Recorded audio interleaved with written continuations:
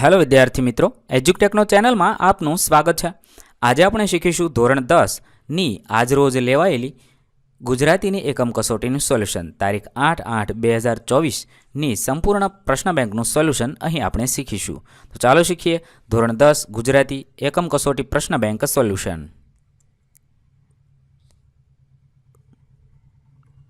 આજરોજ લેવાયેલી એકમ કસોટી તેનું ગુજરાતીનું સંપૂર્ણ સોલ્યુશન જોઈએ। વિભાગ એ ની અંદર પ્રશ્ન નંબર 1 અ નીચે આપેલા યોગ્ય રીતે જોડીને ફરીથી લખવાનું છે। આ આપેલા જોડકામાં આપણે સાહિત્યકૃતિ અને મૂળ સંગ્રહને જોડીએ। 1 વાયરલ ઇન્ફેક્શન, તેને ડ મરો ત્યાં સુધી જીવો તેની સાથે જોડીશું। 2 હું એવો ગુજરાતી, તેને આપણે ક એક પણ નહીં તેની સાથે જોડીશું। 3 દીકરી, તેને આપણે અ પગરવ તળાવમાં તેની સાથે જોડીશું। ત્યાર પછી બીજી સાહિત્યકૃતિ છે, તેને સાહિત્ય પ્રકાર સાથે જોડવાના છે। 1 હું એવો ગુજરાતી, તેને બ ગીત સાથે જોડીશું। 2 વાયરલ ઇન્ફેક્શન, તેને અ નિબંધ સાથે જોડીશું। 3 દીકરી, તેને ક સોનેટ સાથે જોડીશું। ત્યાર પછી સાહિત્યકૃતિને સાહિત્યકાર સાથે જોડવાની છે। 1 દીકરી, તેને આપણે ડ અશોક ચાવડા સાથે જોડીશું। 2 વાયરલ ઇન્ફેક્શન, તેને ક ગુણવંત શાહ સાથે જોડીશું। 3 હું એવો ગુજરાતી, તેને બ વિનોદ જોશી સાથે જોડીએ। ત્યારબાદ પ્રશ્ન નંબર 1 બ નીચે આપેલ વિકલ્પોમાંથી યોગ્ય વિકલ્પ પસંદ કરી ખાલી જગ્યા પૂર્ણ કરવાની છે। 1 કવિ અશોક ચાવડાનું ઉપનામ ખાલી જગ્યા છે, તેનું ઉપનામ બેદિલ છે। 2 દીકરી સ્વર્ગમાં ખાલી જગ્યા ઝલકમાં દેખાય છે, દેવીઓની ઝલકમાં। 3 સૂર શરણાઈ એ ખાલી જગ્યાનો અણસાર છે, તે લગ્નનો અણસાર છે। 4 એક જમાનામાં ચીનના લોકો ગામમાં કોઈ માંદું પડે તો ખાલી જગ્યાને સજા કરતા, ડાક્ટરને સજા કરતા। 5 ગુણવંત શાહ તાણને ખાલી જગ્યા સાથે સરખાવે છે, ચુડેલ સાથે સરખાવે છે। 6 ગાંધીજી પોતાની બીમારીને ખાલી જગ્યા ભૂલ ગણતા, આધ્યાત્મિક ભૂલ ગણતા। 7 માનવી ખાલી જગ્યા સાથે નિર્દયતાપૂર્વક વર્તે છે, શરીર સાથે નિર્દયતાપૂર્વક વર્તે છે। 8 કવિ વિનોદ જોશી ખાલી જગ્યા હોવાનું ગૌરવ અનુભવે છે, ગુજરાતી હોવાનું ગૌરવ અનુભવે છે। 9 કવિ વિનોદ જોશી ખાલી જગ્યા ઉત્સવને ગુજરાતનો ગર્ભદીપ માને છે, નવરાત્રિના ઉત્સવને। 10 ગુજરાતના પ્રાણમાં ખાલી જગ્યાનો ધબકાર છે, રત્નાકરનો ધબકાર છે। ત્યારબાદ પ્રશ્ન નંબર 1 ક નીચે આપેલા પ્રશ્નોના એક વાક્યમાં ઉત્તર લખો। સવાલ નંબર 1 દીકરીની સમજણ વિસ્તરી છે તેવું કયા કારણે કહી શકાય? જવાબ થશે દીકરીની સમજણ વિસ્તરી છે તેવું પિતાને સહારો આપે છે તેથી કહી શકાય। સવાલ નંબર 2 સ્નેહનું ઝરણું એટલે શું? સ્નેહનું ઝરણું એટલે દીકરી। સવાલ નંબર 3 દીકરીના સંસ્કારી ઉછેર માટેની કઈ વાત કાવ્યમાં જણાવી છે? જવાબ થશે દીકરીના સંસ્કારી ઉછેર માટેની તુલસીના ક્યારાની વાત તથા લાજ મર્યાદા અને ગૌરી વ્રતની વાત કાવ્યમાં જણાવી છે। સવાલ નંબર 4 દીકરી કાવ્યને આધારે ખડક, તિલક જેવા પ્રાસયુક્ત શબ્દ લખો। તો એવા પ્રાસયુક્ત શબ્દ લખી શકાય ફળક, ફલક, પલક, ઝલક આવા શબ્દ લખી શકાય। 5 દીકરી કૃતિમાં કયા વ્રતનો ઉલ્લેખ છે? દીકરી કૃતિમાં ગૌરી વ્રતનો ઉલ્લેખ છે। 6 માંદા પડનાર માણસને કેદની સજા થાય આ વિચાર કોનો છે? માંદા પડનાર માણસને કેદની સજા થાય આ વિચાર સેમ્યુલર બટલરનો છે। સવાલ નંબર 7 ભારતમાં ગંદકીથી ભારે ખલેલ પામનાર સંત કોણ હતા? ભારતમાં ગંદકીથી ભારે ખલેલ પામનાર સંત વિવેકાનંદ હતા। 8 લેખક રોગ અને આરોગ્ય અંગે શું કહે છે? લેખક રોગ અંગે નિયમ અને આરોગ્ય અંગે અપવાદ કહે છે। 9 ગુણવંત શાહના મતે વાયરલ ઇન્ફેક્શન એટલે શું? ગુણવંત શાહના મતે વાયરલ ઇન્ફેક્શન એટલે હવામાં રહેલા સૂક્ષ્મજીવો દ્વારા ફેલાતો રોગ। 10 કેવું મન નશા તરફ જલ્દી વળે છે? અસ્વસ્થ અને અસ્વચ્છ મન નશા તરફ જલ્દી વળે છે। સવાલ નંબર 11 ગુણવંત શાહ ઘરડો તર્ક કોને કહે છે? ગુણવંત શાહ ઘરડો તર્ક રૂઢિવાદી વિચારોને લઈને ચાલવું ને કહે છે। 12 ગુજરાતના શિરે કોના આશીષનો વિસ્તાર છે? ગુજરાતના શિરે ભારત માતાના આશીષનો વિસ્તાર છે। 13 હું એવો ગુજરાતી કાવ્યમાં આવતા કવિઓના નામ લખો। હું એવો ગુજરાતી કાવ્યમાં આવતા કવિઓના નામ વિજાણંદ અને નરસિંહ મહેતા છે। 14 હું એવો ગુજરાતી કાવ્યમાં કવિ નરસિંહ મહેતાને શા માટે યાદ કર્યા છે? હું એવો ગુજરાતી કાવ્યમાં કવિ નરસિંહ મહેતાને પ્રભાતિયા માટે યાદ કરે છે। 15 હું એવો ગુજરાતી કાવ્યમાં કવિ સરદાર પટેલ અને ગાંધીજીની કઈ વિશેષતાને યાદ કરે છે? આ કાવ્યમાં કવિ મહાત્માના મૌન અને સરદાર વલ્લભભાઈ પટેલની હાકલને યાદ કરે છે. ત્યારબાદ વિભાગ બી જોઈએ. પ્રશ્ન નંબર 2, નીચે આપેલા પ્રશ્નોના 3-4 વાક્યમાં ઉત્તર લખો. સવાલ નંબર 1, દીકરીને માથે હાથ ફેરવવો અને દીકરી હાથ દે એમાં શો ફરક છે?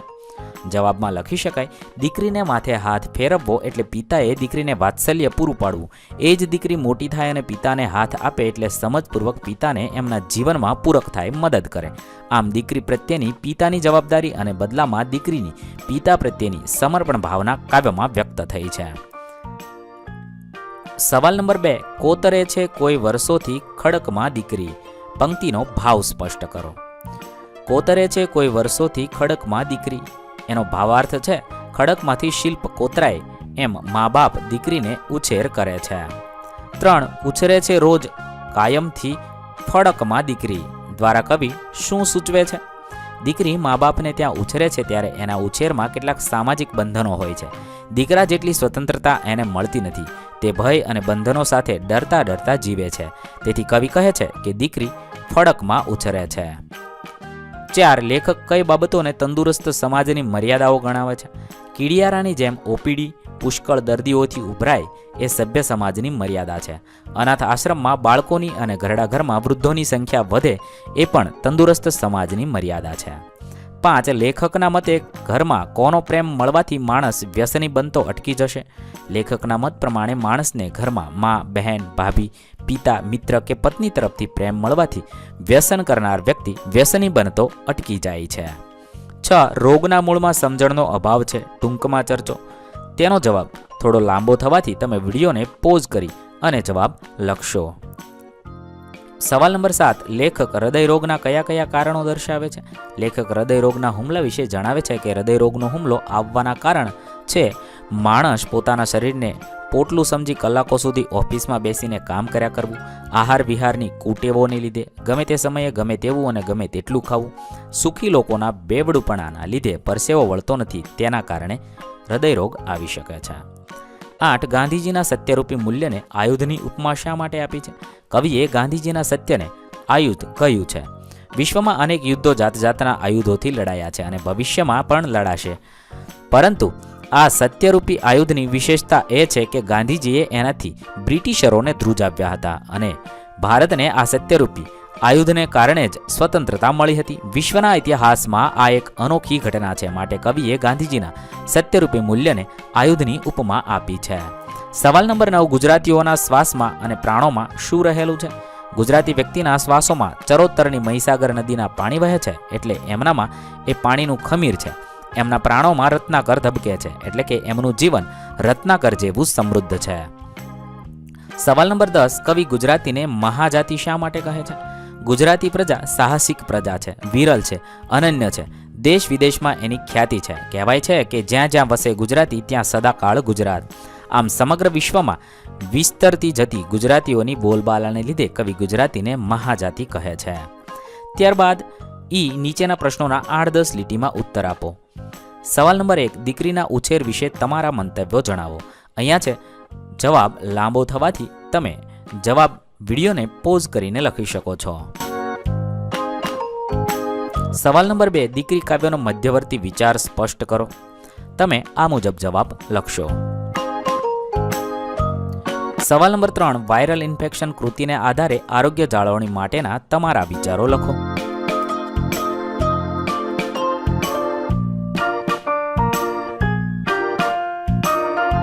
સવાલ નંબર 4, ઇન્ફેક્શન પાઠમાં લેખકે સૂચવેલા સામાજિક જાગૃતિના પગલાં જણાવો. સામાજિક જાગૃતિ વિશે તમે આ મુજબ લખશો.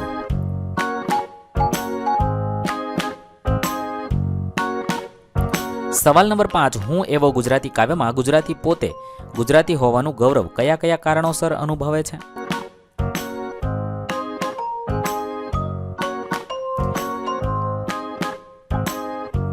આ મુજબ તમે જવાબ લખી શકો છો. ત્યારબાદ વિભાગ સી, માગ્યા મુજબ ઉત્તર લખો. 1, નીચેનામાંથી દ્વંદ્વ સમાસનું કયું ઉદાહરણ યોગ્ય છે? જવાબ લખીશું બ, લાજ મર્યાદા. 2, હૃદયરોગ સમાસ ઓળખાવો. આ તત્પુરુષ સમાસ છે તેથી ક ફરતે વર્તુળ કરીશું. 3, નીચેનામાંથી કયો વિકલ્પ ખોટો છે? તો ડ ગર્ભદીપ મધ્યમ પદ લોપી સમાસ એ વિકલ્પ ખોટો છે. 4 નીચેનામાંથી કયું સામાસિક પદ જુદું પડે છે? ડ સમૃદ્ધિ. 5 દ્વિગુ સમાસમાં પ્રથમ પદ પૂર્વપદ સંખ્યાવાચક હોય તો ઉપપદ સમાસમાં બીજું પદ ઉત્તરપદ કેવા પ્રકારનું હોય? વિશેષણ હોય છે. ત્યારબાદ પ્રશ્ન નંબર 3 બ, માગ્યા પ્રમાણે ઉત્તર લખો. 1 નીચેનામાંથી કયો પ્રત્યય પર પ્રત્યય તરીકે લાગતો નથી? નીસ. 2 નીચેનામાંથી કયા શબ્દમાં પૂર્વ અને પર બંને પ્રત્યય લાગે છે? નિરાભિમાની. 3 નીચેનામાંથી પૂર્વ પ્રત્યયવાળો શબ્દ ઓળખાવો. વિજ્ઞાન. 4 નીચેના શબ્દમાં પૂર્વ પ્રત્યય છે કે પર પ્રત્યય તે ઓળખાવો. સમજણમાં સમાજ વત્તા અણ પર પ્રત્યય છે. 5 બિન પ્રત્યયનો ઉપયોગ કરી નવો શબ્દ બનાવો. તો બિનજરૂરી, બિન અનુભવી આવા શબ્દ બનાવી શકાય. ત્યારબાદ પ્રશ્ન નંબર 3 ક, માગ્યા પ્રમાણે ઉત્તર લખો. 1 સાચી જોડણી શોધીને લખો. સાચી જોડણી છે હોસ્પિટલ. 2 નિયમની રીતે અલગ પડતી જોડણી. તો નિયમિત. 3 નીચેનામાંથી કઈ જોડણી ખોટી નથી? ક આશીર્વાદ. 4 નીચેનામાંથી ખોટી જોડણી શોધો. તો દિગંત. 5 આપેલ જોડણીના વિકલ્પોમાંથી સાચી જોડણી શોધો. તો ગિરનારી. આ રીતે તમે સાચી જોડણી લખશો. ત્યારબાદ વિભાગ ડી, પ્રશ્ન નંબર 4 નીચેનામાંથી કોઈ પણ એક વિષય પર આશરે 100 શબ્દમાં અહેવાલ લખવાનો છે. અહીંયા અહેવાલ હું વાંચીશ નહીં, વિડીયો લાંબો થવાને કારણે તમે વિડીયોને પોઝ કરી જવાબ લખશો. પહેલું છે તમારી શાળામાં યોજાયેલ પ્રવેશોત્સવ વિશે અહેવાલ લખો. મેં અહીંયા એક અહેવાલ રજૂ કર્યો છે, તે તમે અહેવાલ લખી શકો છો. આ સિવાય જો તમારી શાળામાં આ ઉત્સવ ઉજવાયો હોય તો તમે તેના વિશે પણ આ અહેવાલમાં લખી શકો છો. ત્યારબાદ 2 તમારી શાળામાં યોજાયેલ યોગ દિનની ઉજવણીનો અહેવાલ. યોગ દિવસની ઉજવણી તમે આ મુજબ અહેવાલ લખી શકો છો.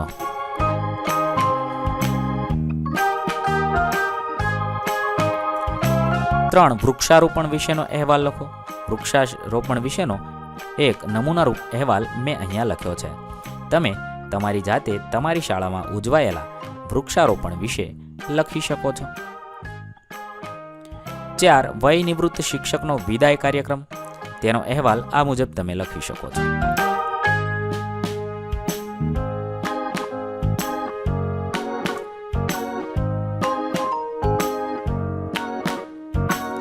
અથવા નીચેના વિષયોમાંથી કોઈ પણ એક વિષય પર આશરે 100 શબ્દમાં નિબંધ લખો. 1 નારી તું નારાયણી. મુદ્દાને આધારે તમારે નિબંધ લખવાનો છે.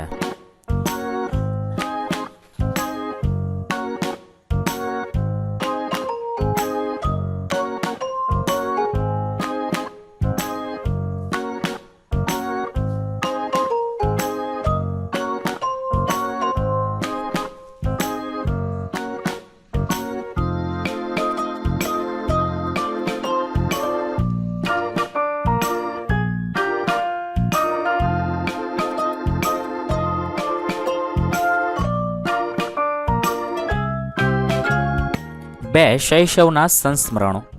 આપેલા મુદ્દાને આધારે આ મુજબ તમે નિબંધ લખી શકો છો.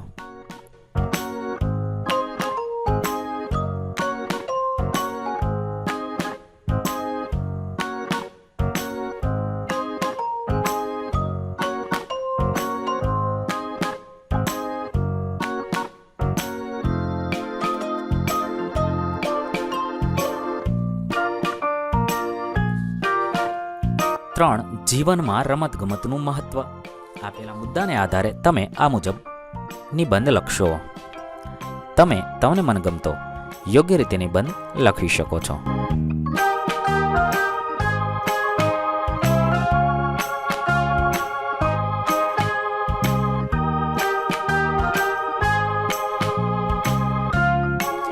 વિદ્યાર્થી મિત્રો, વિજ્ઞાન વિષયની એકમ કસોટીની વિડીયો જલ્દીથી આપણી ચેનલ પર ઉપલબ્ધ થશે. થેન્ક યુ દોસ્તો. એજ્યુકટેકનો ચેનલ તરફથી વિડીયો નિહાળવા બદલ આપનો આભાર. આવા બીજા વિડીયોઝ નિહાળવા માટે અમારી યુટ્યુબ ચેનલ એજ્યુકટેકનો અત્યારે જ સબસ્ક્રાઇબ કરો. આભાર દોસ્તો.